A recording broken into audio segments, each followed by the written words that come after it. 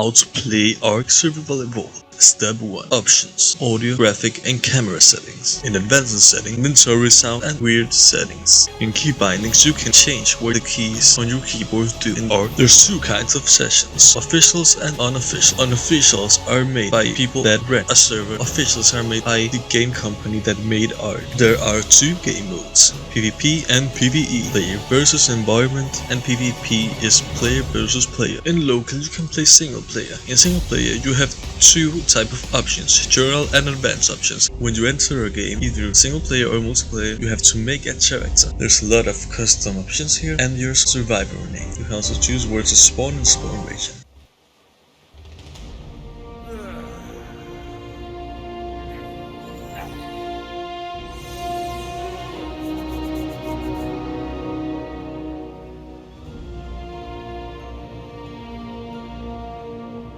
The first thing you have to do when you spawn is to craft materials. The first thing you can find is stone on the beach. If you hit a tree, then yeah, you can get wood and thatch on those bushes there. You can grab some fiber and berries. When you harvest, kill or just are in the game, you get levels. The levels are used to upgrade your character, both in health, stamina, oxygen, food, water, weight, melee damage, movement speed, crafting skill or fortitude. When you level up, you get some points available. With those points, you can learn engrams. Here we got 8 points, and the best thing to do now is to learn a spear and a stone hatchet.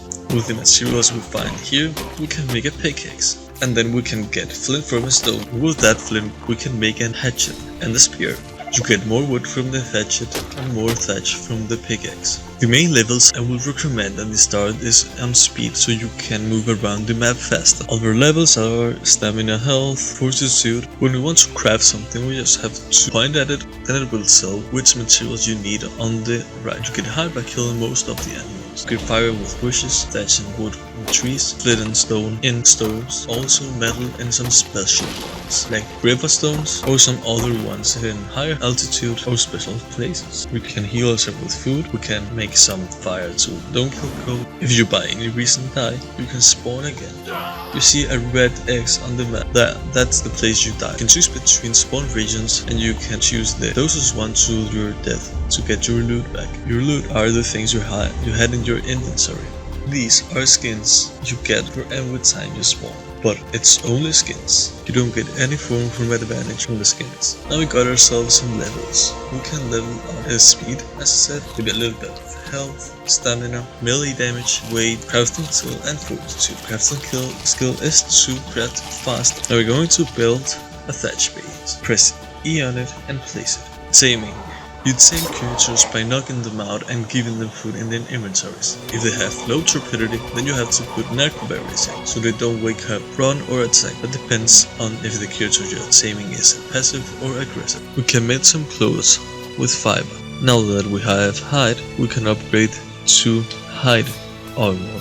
Now we have tamed the Tyranitar needs a saddle too, right? So we have to make, but we can't yet. We have to make to level 38. There are some other animals you can tame by passive taming. Passive tamings happens when an animal wants something by hand. To feed an animal by hand, you have to equip the food that animal wants in the last slot of your equipment bar. Some animals give more resources than you do by catching by hunt. For example, this Mudchops gives much more berries than you catching them by hand from the bushes. We smelt the metal with a forge. We can save things in a large storage box or a small. With some metal, you can make a smithy. In the smithy, you can make stuff you can't make by hand in your inventory. Now we're going to fly to get some metal. The next thing you have to do is to make your house of wood instead of thatch. And this is how a small base could look like, made of metal.